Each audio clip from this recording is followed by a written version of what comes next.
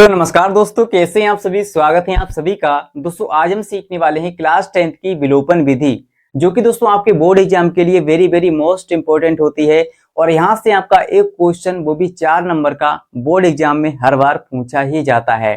तो वीडियो बहुत ही इंटरेस्टिंग और बहुत ही मजेदार होने वाला है। इस वीडियो को आप पूरा जोर देखिए, जिससे कि दोस्तों आप विलोपन विधि से समीकरणों को हल करना सीख जाएं। और यहाँ पर मैं आपको ऐसा तरीका बताऊंगा कि आप फुल मस्ती के साथ सीख जाएंगे विलोपन विधि। आपको पता भी नहीं चलेगा कि कब हम सीख गए हैं विलोपन विधि। ठीक है, तो बहुत ही मस्ती से, बिल्कुल स्टेप बाय स्टेप, बहुत ही आसानी से मैं आपको सिखाने वाला हूं, इसलिए इस वीडियो को छोड़कर भागना नहीं है। ठीक है, चलिए शुरू करते हैं। तो यहाँ पर दोस्तों में दिए गए हैं 2 समीकरण, और इन दोनों समीकरणों को हम क्या करेंगे, विलोपन विधि से हल करेंगे। यहाँ से x और y के मान हमें ज्ञात करनी है। ठीक है, तो बहुत ही सिंपल, बहुत ही आसान है, ध्यान से समझिएगा। देखिए, सबसे पहला समीकरण हमारा क्या है, 3x प्लस में है 4y बराबर में है 12। इस पहले वाले समीकरण को हम क्या करेंगे, समीकरण नंबर 1 डाल देंगे। ठीक है, क्या डालेंगे, समीकरण नंबर 1। ठीक है, समीकरण 1 हो गया। और दूसरा समीकरण क्या है, 2x प्लस में 2y बराबर में 4, तो इसको डाल देना है समीकरण नंबर 2। इतना काम कर लेंगे, सिंपल है। ठीक है, इसके बाद यहां पर हम लिखेंगे समीकरण 1 व समीकरण 2 से। ठीक है, समीकरण 1 व 2 से क्या करेंगे, देखिए दोनों समीकरणों को यहां पर उतार लेंगे। ठीक है, तो समीकरण क्या है, पहला देखिए 3x है तो 3x लिखेंगे, प्लस में 4y है तो 4y लिखेंगे, और बराबर में क्या है, 12 है तो 12 लिख लेंगे। ठीक है, इसके बाद दूसरा वाला समीकरण क्या है, 2x प्लस में 2y और बराबर में दोस्तों हमारा है 4। ये हो गया हमारा दूसरा समीकरण, ये हो गया पहला समीकरण। अब यहां पर दोस्तों आप क्या करेंगे, ध्यान से समझिएगा। देखिए, यहां पर हम करने वाले हैं गुणा। क्या करने वाले हैं, गुणा। दोनों समीकरणों में हम करने वाले हैं गुणा। अब आपके मन में सवाल आएगा, सर कि हम कौन से नंबरों से, कौन सी संख्या से गुणा करने वाले हैं यहाँ पर। ठीक है, तो बहुत ही आसान है, मैं आपको समझा रहा हूं, ध्यान से समझिए। यहीं पर समझने वाली बात होती है सर। अगर आप यहां पर समझ गए तो पूरा सवाल सॉल्व हो जाएगा। ठीक है, देखिए यहां पर आप क्या करेंगे, किन संख्याओं से गुणा करेंगे। यहां पर देखिए, यहां पर दोस्तों आपको क्या करना है, जो x के गुणांक लिखे हैं, ठीक, तो यहां पर x के गुणा में क्या है, 3 है, और यहां पर x के गुणा में क्या है, 2 है। यहां पर आप क्या करेंगे, इन नंबरों का क्रॉस में मल्टीप्लाई करेंगे, यानी तिरछी गुणा करेंगे। कैसे, देखिए इस 3 का गुणा नीचे वाले समीकरण से करेंगे इस तरह से, और इस 2 का गुणा ऊपर वाले समीकरण से कर देंगे, यानी क्रॉस में तिरछी गुणा आपको कर देना है जो x के गुणांक यहाँ पर होंगे उनकी। ठीक है, तो x के गुणांक क्या है, 3 और 2, इनका हमने कर दिया है क्रॉस में मल्टीप्लाई। ठीक है, तिरछी गुणा। अब दोस्तों आप क्या करेंगे, देखिए चलिए करते हैं। 2 का गुणा सबसे पहले 3 से करेंगे, 3x से, तो 2 3 6, 2 3 6, और x है तो x। ठीक है, अब 2 का गुणा इससे भी करेंगे 4y से, तो 2 चौके हो जाएगा यहाँ पर क्या, 8y, प्लस का 8y, प्लस है ना, तो प्लस का 8y हो गया, बराबर लगाएंगे। अब 12 का गुणा 2 से करना पड़ेगा, भाई सभी से करेंगे ना, 2 का गुणा 12 से, तो 12 दूनी हो जाएगा 24, तो 12 दूनी हो गया 24। ठीक है, ध्यान से समझिए, बहुत ही आसान है।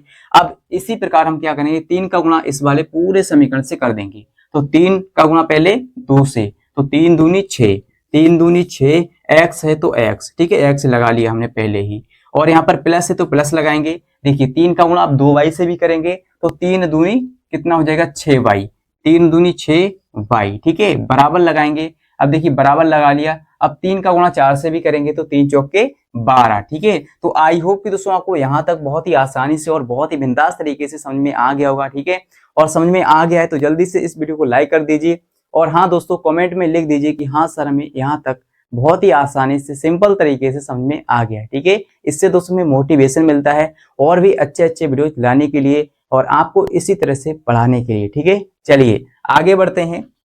अब यहां से क्या करेंगे, यहां पर दोस्तों आप क्या करेंगे, ऊपर वाले समीकरण में से नीचे वाले समीकरण को क्या करेंगे, घटा देंगे।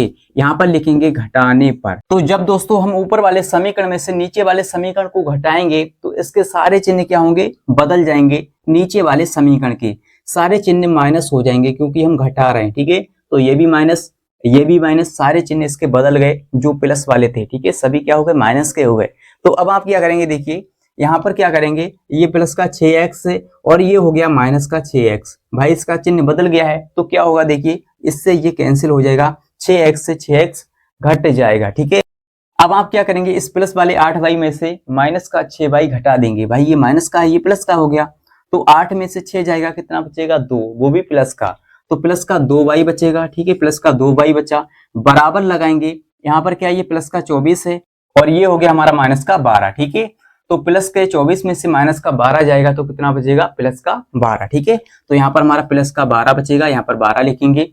अब देखिए यहाँ से आप क्या करेंगे, किसका मान निकालेंगे, y का। ठीक है, इस y का मान निकालेंगे तो y का मान बहुत ही आसानी से निकल जाएगा। देखिए यहाँ पर आप क्या करेंगे, इस 2 को क्या करेंगे, बराबर किस तरफ भेजेंगे, गुणा में 2 है ना y के, तो इस तरफ जाएगा तो बटे में आ जाएगा, y बराबर आ जाएगा कितना, 12/2, 12/2। या तो दोस्तों आप इसको डायरेक्ट भी काट सकते थे, 2 एकम 2, 2 छंग 12। ठीक है, चलिए इसको समझाना भी जरूरी है, 2 एकम 2, 2 छंग होता है सर 12। ठीक है, y का वैल्यू आ गया सर, है ना, बधाई हो आपको, y का मान आ गया 6, y का मान आ गया है सर 6। ठीक है, यहाँ से हमें एक वैल्यू ज्ञात हो गई है।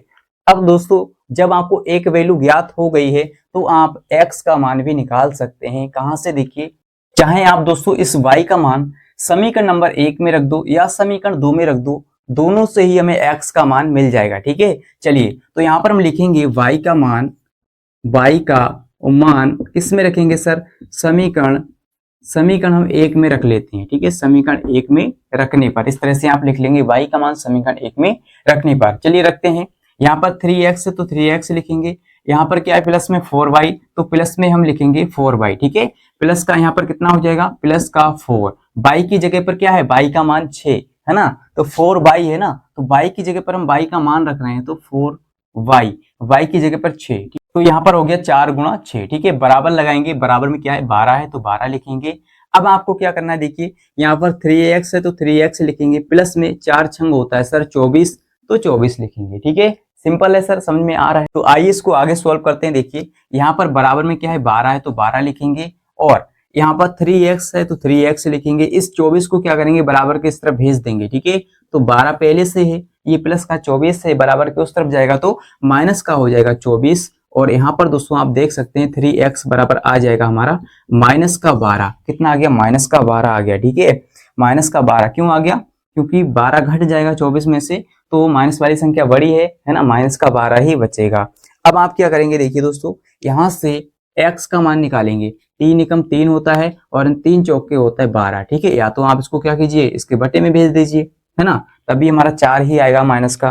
तो x का मान यहाँ से हमें ज्ञात हो जाता है, कितना, x बराबर आ जाता है माइनस का 4, माइनस लगा है ना, तो माइनस का यहाँ पर आ जाएगा 4। लीजिए सर, यहाँ से हमारे x और y के दोनों ही मान प्राप्त हो गए हैं। ठीक है, दोनों ही मान हमने ज्ञात कर लिए हैं जो कि हमें ज्ञात करने थे। ठीक है, तो x बराबर क्या है, माइनस का 4, और y बराबर है 6, है ना, तो यहाँ पर लिख सकते हैं आप, अतः x बराबर 4 और y बराबर क्या है, यानी अतः x बराबर माइनस का 4 और y बराबर क्या है 6 है। ठीक है, इस तरह से आप लिख सकते हैं। तो आई होप कि दोस्तों आपको बहुत ही बिंदास तरीके से, बहुत ही आसान तरीके से समझ में आ गया होगा कि विलोपन विधि से हम समीकरणों को कैसे सॉल्व करते हैं। ठीक है, 2 चर वाले रैखिक समीकरण योग को कैसे हल करते हैं। तो अगर आपको ये वीडियो अच्छा लगा है, इस वीडियो को लाइक शेयर कर दीजिएगा अगर आपने अभी तक नहीं किया तो, और हाँ कमेंट में लिख दीजिए कि हाँ सर हमें बहुत ही आसानी से, बहुत ही सिंपल तरीके से समझ में आ गया है। ठीक है, और चैनल पर आप नए हैं तो चैनल को सब्सक्राइब कर लीजिए, जिससे कि दोस्तों आपको इसी प्रकार के और भी मैथ्स के इंटरेस्टिंग वीडियोज मिलते रहें। ठीक है, और अगर दोस्तों आपको प्रतिस्थापन विधि चाहिए कि प्रतिस्थापन विधि से कैसे हल करते हैं समीकरणों को, तो उस पर भी हम वीडियो बना देंगे। ठीक है, अगर आप कमेंट करेंगे तो। ठीक है, तो आज के लिए इतना ही, जय हिंद।